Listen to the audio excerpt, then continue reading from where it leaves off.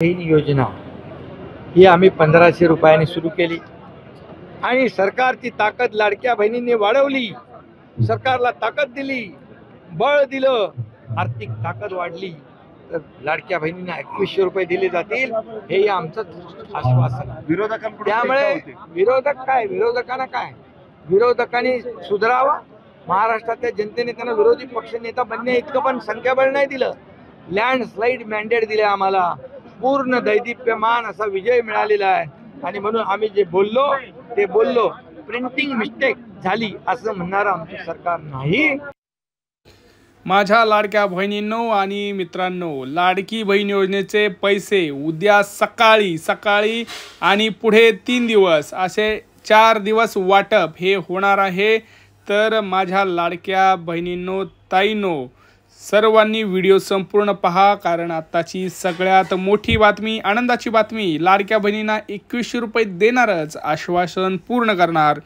यादी तयार झालेली आहे. तुमचं नाव कसं चेक करायचं, यादीत कुठं तुमचं नाव पाहायचं आहे, कुठं नाव आलं आहे हे सगळं सांगणार आहे. सगळ्यात महत्त्वाचं म्हणजे कोणत्या लाडक्या बहिणी पात्र झाल्यात. आता तुमचं पात्र यादीत नाव आहे का नाही हे सुद्धा कसं बघायचं हे सुद्धा मी तुम्हाला दाखवणार आहे. त्यामुळे व्हिडिओ संपूर्ण पाहायचा आहे, शेवटपर्यंत पाहायचा आहे. आणि सगळ्यात महत्त्वाचं, अर्ज पडताळणीमध्ये तुम्हाला काय करायच्या गोष्टी आहेत जेणेकरून तुमचा अर्ज बाद होणार नाही ह्याचीसुद्धा माहिती सर्वात प्रथम आपल्या चॅनलवरती आपण देत असतो.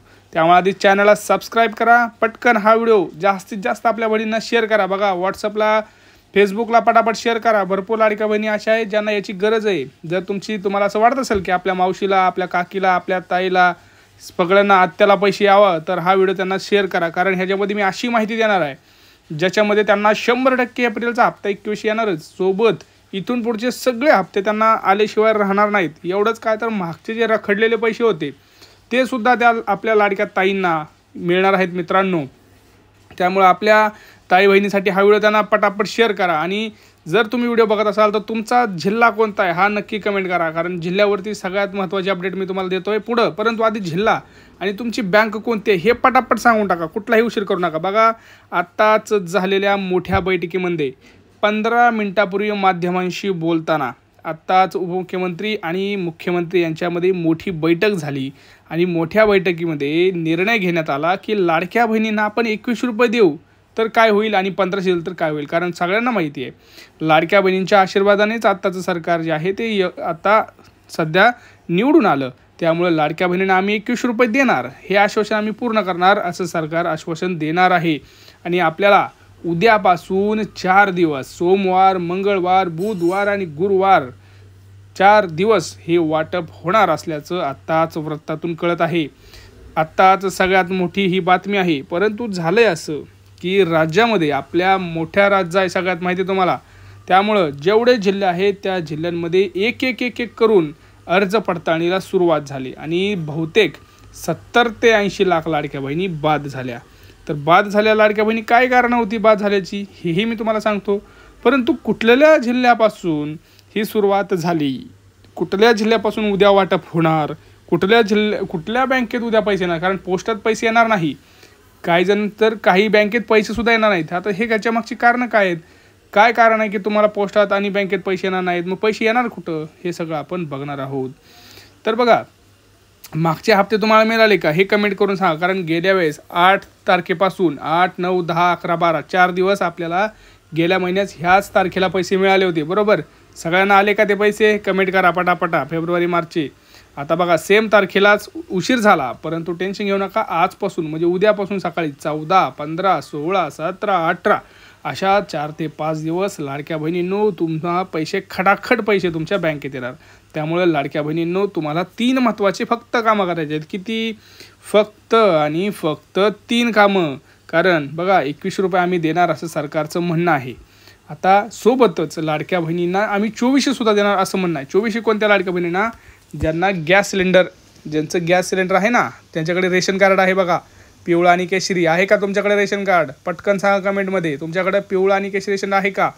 असेल तर तुम्हाला 2400 रुपये ते. सोबतच तुम्हाला लाडकी बहीण योजनेचे 2100 आणि सोबतच तुम्हाला 25,000चं अनुदान. हो, 25,000चं. भरपूर लाडक्या बहिणींना माहीत नाही आहे ह्या गोष्टी गुप्त असतात, लक्षात घ्या. हे कुठंच माहीत होतं म्हणून आपण सर्वसामान्य लाडक्या बहिणीपर्यंत हे पोहोचवत असतो. ज्या लाडक्या बहिणीने छोटा मोठा व्यवसाय टाकायचा, तुम्हाला माहिती आहे उन्हाळा सुरू झाला आहे, ऊसाचा रसाचा गाडा किंवा काय छोटे मोठे व्यवसाय सुरू करतात, भजेपाव गाडा असे, तर ज्या आपल्या गरजू लाडक्या बहिणी आहेत ह्यांना ही 25,000ची मदत म्हणजे त्यांना एक छोटा व्यवसाय करायला सुरुवात ही आर्थिक मोठी मदत असते.